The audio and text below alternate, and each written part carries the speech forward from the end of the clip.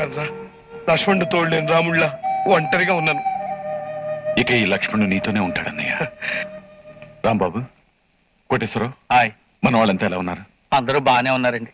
కాకపోతే మీరు జైలుకి వెళ్ళిన దగ్గర నుంచి ఆ గొడవలు అలా జరుగుతూనే ఉన్నాయి. ఈ మధ్య మన శివయ్య గారి కేశవరావు చంపేశారండి. కేశవరావు చంపేశారా? అంటే వాడంతకు ముందు ఆ మెరక మీద బాబురావు చంపేశాడులే. అసలు దీనికంతటికి కారణం హరిశ్చంద్రరావు గారు. ముందు వాడిని ఈ ఉద్రేకాలు ఊరి నుండి చేసాయి. ఊరుకో, పద వెళ్దాం.